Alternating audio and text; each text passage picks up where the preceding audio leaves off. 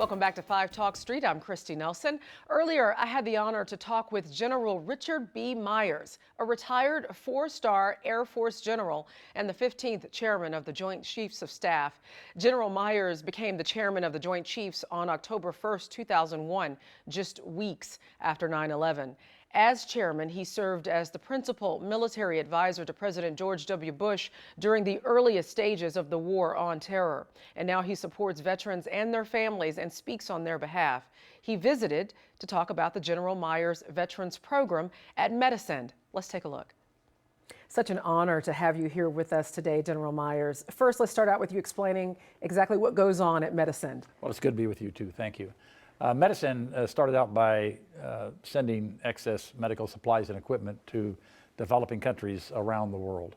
And once they started sending significant amounts of equipment, they found out that it's not going to be used properly unless it's maintained and even people to train healthcare professionals how to use it. So they started this biomedical equipment training program, properly certified through all the U.S. and international consortiums that do that kind of certification. And they now have these technicians in 20 countries worldwide. And then it dawned on Nick Halleck, the CEO of Medisend, who talked to me. He says, you know, if we can do this for all these folks around the world, why don't we do it for our veterans? Because here we have a career field that's growing at 30% a year over the next 10 years.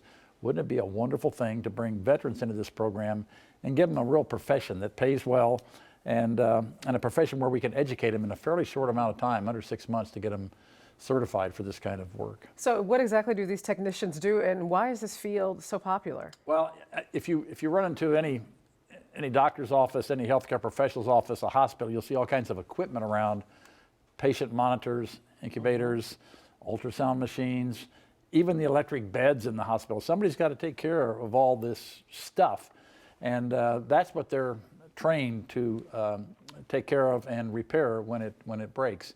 And it's popular because just think about all the new equipment that's coming into the medical field today. Somebody's got to take care of that stuff. So these folks are trained to do that. Sometimes when they graduate, they'll go focus on just one small piece of equipment. So we had one graduate recently whose hometown is in Lubbock. He's back in Lubbock with Becton Dickinson on just especially trained on one new, very high-priced piece of equipment. He got special training for that. So it can be from one to many. It depends on where you're in developing countries. You can imagine one technician probably takes care of lots of different stuff. Sure. So these veterans are coming from all over the country. They do. To train. They come. Yeah, we've had them from Georgia, from New York, from Illinois, a lot from Texas here as well, and they go lots of places. We've got one up in Alaska now. We've been very, very good about that. But they do. They come from all over. The key here is to provide them this education in a fairly short period of time, like I said, under 6 months, and it's free to the veterans, so they can.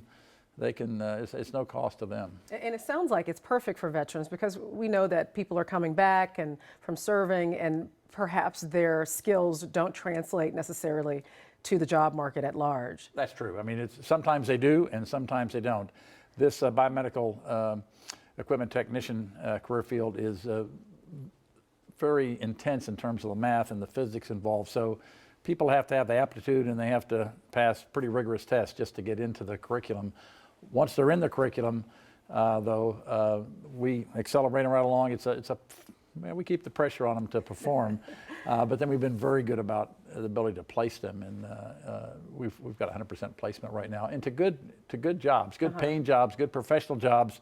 And that's just a start. From there, they can continue to grow into the field. So job placement is part of it. Job placement is part of it right now. And right now we're happy that we got 100% of them placed. But with the career field growing so fast, 30%, like I said, over the next 10 years, we think there's always going to be a place for our veterans. Yeah. So how proud are you to be part of this program? Well, I'm proud, and I give all the credit to Nick Halleck, who's the president and CEO of Medisend, for thinking about all this. We'd had this other relationship, mainly through my wife, actually, through Medisend, that Nick says, why don't we do this for veterans? And I said, well, of course. And he said, could we name the school after you? And I said, with some trepidation, yes.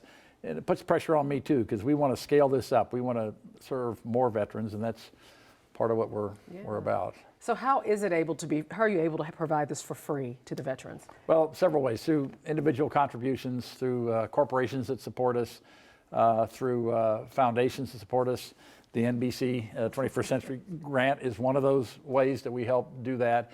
And we're going to continue to look for ways to do it. This is a curriculum that now is certified by the Career School and College program with the Texas Workforce Commission. So people that study at Medisend get these certificates, can go on and transfer those credits to other institutions of higher learning and get degrees or additional education. So. It sounds like a wonderful program. Thank you so much, General Myers. Well, no, thank you for the opportunity to be here with you. Thank you.